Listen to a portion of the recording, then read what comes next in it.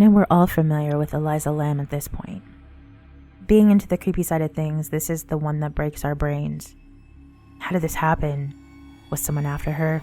Did she have a breakdown? Was she on drugs? If you're not familiar with Elisa Lam, there's so many great channels that have covered the story of what happened at the Cecil Hotel. As a refresher of the mind, Elisa Lam was a Chinese-Canadian tourist that was staying at the Cecil Hotel in Los Angeles. On February 19, 2013, her body was recovered inside the main water tank of the Cecil by a maintenance man looking into customer complaints of bad tasting and discolored water. Before her body was discovered, the Los Angeles Police Department released the now famous video of her behaving erratically in an elevator. This is the autopsy of Elisa Lam. The body itself was presented and identified by toe tags, and at the time it was unembalmed and refrigerated. The time of the autopsy, she was in moderate state of decomposition. She appears to be 21 years old. She weighs 121 pounds and is 66 inches long, which is 5'5", and very thin. She has a 1-inch scar on her right knee and a round abrasion on her left knee, so she may have fallen at some point. Livor mortis is present. Livor mortis is one of the 4 post-mortem signs. It's caused by the pooling of blood in the lowest portion of the body, since the heart can't pump the blood like it normally does consistently. Livor mortis is a Latin term that literally translates into the discoloration of death.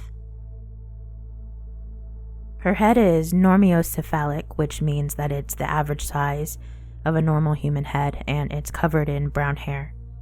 Her eyes are examined and look normal, with no hemorrhages in the eyes, which appear like this. The inside of her nose appears normal and not obstructed, and the teeth are present with no dentures. The chest and the middle of the body appear normal, with no inflammation or swelling. Her anus is edematous, which means that it's filled with fluid and swollen. In this instance, it's determined that it was filled with blood. Her limbs show that they don't move abnormally. They show no signs of needle or punctures or needle tracks. The body itself is in medium decomposition with a slightly green color to it, except for the lower legs and feet. There is marbling seen on the upper thighs. The scalp and skin and hair are able to be easily ripped off by slight pulling. Her hair and face are bloated, and she has bulging eyes. The face itself has skin slippage on the forehead and the right cheek, and appears to be dry and brown in color. There's also skin slippage on the chest and the back, arms, and the left lower leg. There's skin wrinkling on the palms, fingers, and soles of the feet and toes. Typically, this will happen when you're submerged in water for a long time. The soft tissue organs in her body show emphysematous changes, which means it shows lack of oxygen and appears spotty from autolysis. There's no evidence of previous hospitalizations in which organs were messed with or missing, or any traumatic injuries. The body's not clothed, but there was clothes present. 1 pair of black shorts, size medium, with a large logo on the front leg. 1 green shirt labeled JJM, with a marked logo ad on the back. 1 pair of black underwear with lace trim labeled Calvin Klein, size small petite. 1 pair of black polka dot sandals, and 1 red zipped hoodie from American Apparel, assuming this is the one that she was seen wearing in the elevator video. The red hoodie is wet. All of these items had sand-like substances attached to the fabric, and it was also present in the folds of the clothes and on the drying mat, which I personally thought was kind of weird. The first incision is typically a Y incision. There was no foreign materials in the mouth or the upper airways or the trachea. In the neck, everything appeared to be normal, with no lesions or trauma present in the lips, larynx. There was no hemorrhages in those areas either. The dissection of the tongue provides a normal result. The chest and the abdominal cavity, both of those sections, contained a dark brown fluid, 300 cc on the right and 200 cc on the left. The lungs are filled. Soft tissue of the abdominal walls have a laced postmortem softening and discoloration. There is about a 1/2 inch wall of measurable fat in the abdomen. There's no abnormalities in the breast exam, and in the abdomen there's no fluid collection, and there's no peritontus present. Peritontus is the inflammation of the abdomen wall. The skeleton system proved completely normal. The muscles were there, the framework was there. The heart vessels and all of that were normal. There was no widening of the vessels or no swelling. All the branches in the heart arteries showed no abnormalities.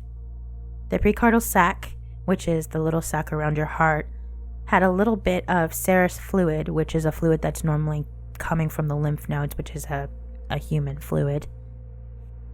The ductus arteriosus is obliterated, meaning that it was closed. I never knew this, but apparently at birth, we have a valve in our heart that when we take our first breath, it opens, and then after a few days, it closes. There is blood in the heart, but very, very little. The respiratory system, there was a bit of mucus found in the upper respiratory passages, and it has a brown post-mortem discoloration.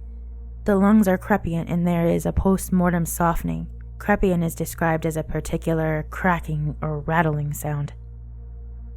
The left lung weighs about 250 grams and the right lung weighs about 350 grams.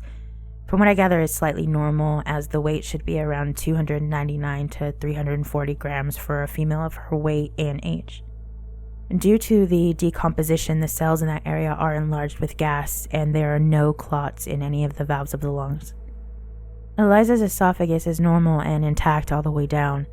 The stomach is not full or bloated in any way and contains a little bit of red fluid. There's a postmortem change in the mucus located in the stomach, where there's no portions of tablets or capsules at all. The intestines are normal with only postmortem discolorations. She does still have her appendix, and everything else appears to be in normal location. Only issues are the postmortem discolorations. Her liver weighs about 1,025 grams and is normal size, red and brown in color. There's a postmortem discoloration, and she still has her gallbladder. She has no stones present in the gallbladder. Her urinary tract system appears to be normal and unremarkable, as well as the thyroid, ears, and the brain, central nervous system are all normal and unremarkable. The final opinion on this is that Elisa died as a result of drowning. The complete autopsy showed no evidence of trauma, and there was no drug or alcohol intoxication. Elisa did have a history of bipolar disorder, which she had been prescribed medication.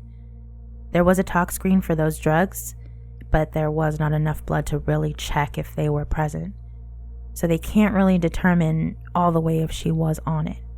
The full review of the case didn't support that she had the intent to harm herself, and the death was determined to be accidental. This is the investigation report from the County of Los Angeles Department of the Coroner Detective's Office. It states, I arrived on the scene at 13:48 hours and was cleared from the call at 1700 hours. According to the missing persons report filed on February 4th, 2013, the decedent was last seen on January 31st, 2013 at the Cecil Hotel in downtown Los Angeles. She was traveling alone from Vancouver, Canada, and arrived in Los Angeles in January 26th of 2013. Her final destination was Santa Cruz, California. She used public transportation, including Amtrak and buses. Video of surveillance camera footage in the hotel showed the decedent in an elevator at Cecil Hotel exhibiting strange behaviors. There was no other people seen in the video, and it doesn't appear that she was being chased or in distress. She is wearing the same clothing found in the water tank with the decedent. The video is reported to be from February 1st, 2013. The decedent was transported from the scene to the Forensic Science Center by forensic attendant M. Aparicio.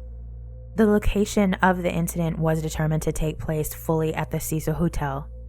Detective Tennille gathered the information, which was limited from a witness. On February 19th, 2013, at 1000 hours, the decedent was found on a rooftop water tank by a maintenance worker for the hotel. The maintenance worker was sent to check in the water tanks after complaints of poor water pressure. 911 was then called, and the Los Angeles Fire Department responded to determine death at 10:22 hours. She was last known alive on February 1st, 2013.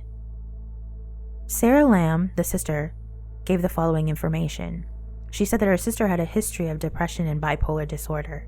She was taking 4 separate medications, Wellbutrin, lamotrigine, and quintiapine, and another that she couldn't recall. She had no suicidal ideations or any known prior attempts. The scene is described as the rooftop of the Cecil Hotel in a 15-story building built in 1920. The rooftop has 4 1,000-gallon water tanks reportedly used to supply the hotel with water. The decedent was found floating face up in the tank to the northwest. It appeared to be approximately 1/2 to 3/4 full when looked into the tank. There was an unsecured metal removable latch on the top tank. Clothing and shoes were also found inside the tank. A hotel key card and watch were found amongst the clothing and released to the detectives as evidence.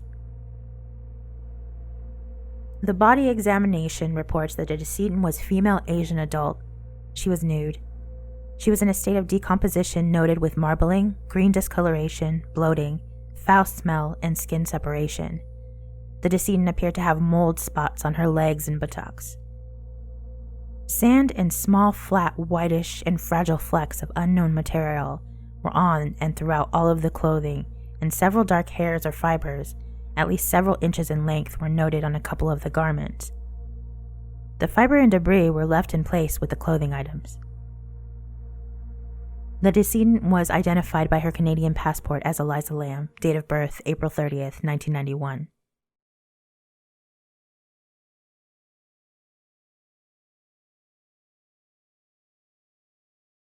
Legendary NBA star Kobe Bryant has died. Bryant and 8 others were on board a helicopter that crashed near Los Angeles this morning. Everyone on board died.